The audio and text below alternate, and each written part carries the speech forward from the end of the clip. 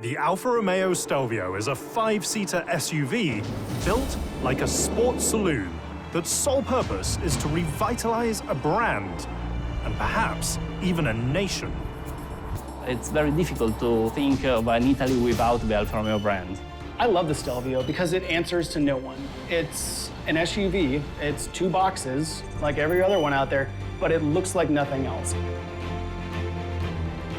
The Italian magic starts inside the Casino factory, where every week they manufacture nearly 3,000 new vehicles. This factory is approximately 2 million square meters, the size of a small city. 1,800 craftspeople work inside the 174,000 square meter final assembly hall. We have about 400 stations on the Giulia Stelvio line. Those 400 stations move fast, very fast. The line advances every 78 seconds. If you're going to build a unique product and you don't put love into it, it will not come out well. We believe in the product. It is beautiful. And when you make something beautiful, you are doing it with love. Each machine receives a personal touch and is often highly unique thanks to the incredible amount of options available. The complexity is considerable. For the Stelvio, there are 7 billion possible configurations. It will never be possible in a week or in a day to produce 2 identical cars.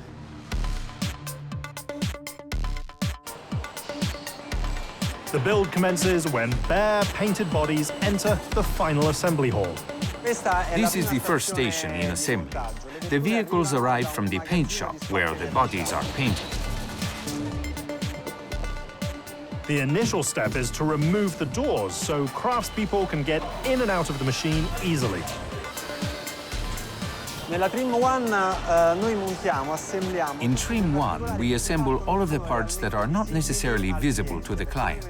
We install the cables necessary for all the functions of the vehicle. To keep track of all the installations, they use an advanced touchscreen. This is the operation terminal, OT for short. On this monitor, we have a centralized view of all the operations that are performed at this workstation. If the system senses an error, it immediately calls an area supervisor. And one of the most critical stations it oversees is the instrument panel installation.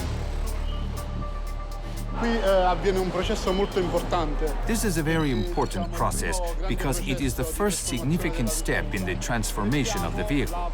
We place the dashboard inside the vehicle. We are putting a small piece into our very large puzzle. It's a complicated puzzle that requires a lot of hard work by a tremendous amount of talented people. The work is busy, very busy, but it is great when you consider that Trim consists of 130 stations working with 130 people a day.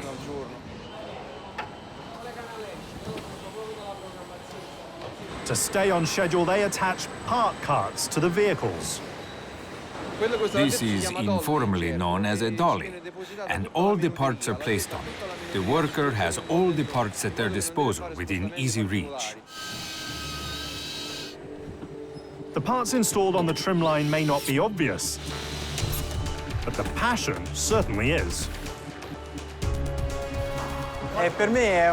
For me, it is a source of great pride, also because I am from Casino. This is my home city and my factory. Making this important product for Alfa Romeo in my home, in this factory, with others who live here, is just the greatest. Pride is born on the line, but reinforced behind the wheel. To drive an Alfa Romeo is to drive a part of automotive history. When you drive an Alfa, you drive a winning part of Italian history. For this reason, driving an Alfa Romeo is like driving a Ferrari, if not even better. It's a history that goes back a very long way. The brand starts in 1910 as the Anonima Lombarda Fabbrica Automobili, or Alfa for short. If you look at the Italy story in the movie, in the picture, black and white picture, you will see many, many Alfa Romeos. This is a part of Italy, it's a part of our culture, so it's not simply a product. Astonishingly, Alfa is the oldest sports car manufacturer in Italy, thanks to a single machine. This is the Alfa 24 horsepower. It's the first Alfa, the first car presented after the presentation of the brand in 1910. The 24 hits a then unheard of top speed of 100 kilometers an hour. Yet amazingly, it doesn't even have front brakes. Sadly, however, the sensation is short-lived, thanks to the outbreak of World War I. Nicola Romeo was a young and brilliant manager that during the war took the control of Alfa to produce compressors, guns and other military materials. After Nicola Romeo takes control, he rechristens the marque after himself. When the war ends, he decides that racing will be the brand's salvation. After the First War, Nicola Romeo decided to point everything on the sport production to win races. He debuts a new machine called the RL. The RL was the first car presented after Nicola Romeo took the control. It was a great success on the international market and a great success in racing. Oh, behind me there is the RL Targa Florio. It's the car that won the first important race, the Targa Florio 1923, with Ugo Sivocci. The Targa Florio isn't just a car. It's also the name of the world's oldest automotive road race, which is founded in 1906 in the hills above Sicily. Perhaps this explains the Italian need for speed. Danger is one of the most important parts of the Italian soul, and so it's normal to have so passionate for speed, for racing, for cars. If you drive fast in the United States, somebody's going to use their cell phone and call the police on you. If you drive fast in Italy in an Italian car, they are so happy that you're doing it, that you're celebrating speed. It's a different culture. And it sort of comes through in the cars because the cars just feel like they want to go fast.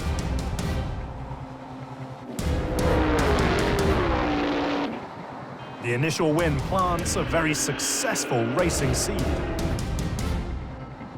Alfa Romeo won the first World Championship for Grand Prix car before the Formula One, and in 1925 won the championship, winning almost all the races. And then Alfa Romeo won other important races like the Mille Miglia 11 times, the Targa Florio 10 times, and the Le Mans 24 hours for 4 times, from 1931 to 1934. Part of that success stems from a young racer and later manager named Enzo Ferrari. Ferrari raced for Alfa Romeo, and Ferrari worked for Alfa Romeo. And that's what the brand was built on before World War II. Alfa has a history that is even older than Ferrari. We must take into account that the first car that Enzo Ferrari ever raced in was an Alfa Romeo. It did so much for racing in Italy, it did so much for the region. I don't even know where to start, but certainly the fact that we're associated with Enzo Ferrari as one of our drivers is mind-blowing. When we speak about our Alfa Romeo sport part of the story, history is the reality. Alfa Romeo born and produced the first Formula One cars in Italy. Ferrari arrived after. Enzo Ferrari was involved in Alfa Romeo, and only after he made the first team with Alfa Romeo's car. So this is the story. By the 50s, the brand shifts gears to stay in business and introduces the Giulietta. It was named Italian Sweetheart because it was the dream of a generation. And it was the car that transformed Alfa Romeo into a big industry. The Giulietta takes Alfa mass market, while also changing how we name our cars. In the 50s, the automotive world was changing in Europe, and more attention was put on marketing. The name Giulietta was the first woman name on a car. They had these coupes that were just impossibly delicate looking, but in this understated way, Italy at its best, cappuccino and a cigarette, having a good time. It takes an entire decade before the brand's next big hit. The Giulia is the symbol of innovation. It was designed in the wind tunnel, and it represents the 60s. You look at a Giulia today, and it's just this really square box. But it was funky. There was something different about it. And then they drove like $1 million. Sadly, neither the early racing success nor the pop culture-infused machines are enough. For the remainder of the century, the marque teeters on the brink of disaster. L'Alfa Romeo agli inizi ha avuto della fase Alfa Romeo has had a lot of ups and downs, and even some moments where it was practically gone. Alfa Romeo history has a lot of crises, a lot of turning points, wars, political, economical situations. And now Alfa Romeo is restarting again with another part of its history. The turning point comes in 2013, when the brand decides to relaunch once more. For a long time, the phone line was dead, there was no one home, no good product coming out of Alfa Romeo. Boom, there's a 4C. While the 4C captures attention, it doesn't move the needle at the cash register. So they said, all right, we're putting a lot of money into this thing. We're building a new car, and we're calling it the Giulietta. The Giulia is a proper 4-seat saloon with a strong sporting focus. The Giulia is a perfect Alfa Romeo. It will make you fall in love and then probably break your heart. And that's the beauty of Alfa Romeo, that the Giulia redefines the way a modern sports sedan should drive, period. The Giulia is a hit with enthusiasts, but it doesn't catch on with the mainstream public. To conquer the mass market, Alfa needs a more accessible machine. We got to have some hits. We got to get these cars out there. So we're building an SUV, but we're building an Alfa Romeo SUV. Resurrecting the marque begins inside the Fiat Chrysler design studio in Turin, Italy. A highly secretive facility, normally off-limits to the public. When I arrived here, one of my first trips led us to the Alfa Romeo Museum, and you see that Alfa has ventured in many, many different areas. There was a no-fear design approach, so there was a lot of willingness to experiment, to try different things. But you will not find an SUV or anything close to an SUV in the museums. If you look at the acronym SUV, Sport Utility Vehicle, we're focused on the S. You look around, you see many SUVs. Most of them are rather boxy. Klaus Busse is the current head of Alfa Romeo design, a man with a keen understanding for staying true to the brand's core. I wish I could tell you with a straight face that the most important thing about an Alfa Romeo is the design, but I think I'd lie to you and to myself. The design is the second most important thing. Really the important thing is how an Alfa Romeo drives. To ensure the Stelvio drives like a sports car, the team uses the Giorgio platform found in its Giulia saloon. This fantastic platform named Giorgio. Strange name for a platform, maybe better for a man or for a dog maybe, but it was a fantastic opportunity for us to discover again the feeling for Alfa Romeo's proportion, style, elements. It's a rear-wheel drive platform that they can adapt for all-wheel drive. It's spectacular. It drives really well. It's a lively car. It's interesting. It's fun. The engine sounds spectacular. Using a car platform for an SUV might sound strange, but in fact has become a way of life in the automotive industry over the past decade. Crossover is a marketing term that came out a little over a decade ago, and it came to describe a car-based SUV. So basically, an SUV that isn't on a separate body on frame, like an old truck or like a pickup truck. It's based on a car. It has the benefits of a car and then some of the drawbacks. It's not going to do well on real off-road trails, but realistically, who's going to drive it there anyway? This is not simply a car, this is not simply an Alfa Romeo, but it's a new SUV. We maintain the dynamicity of the car with the fantastic and corded proportion, the long bonnet, the greenhouse is very compact.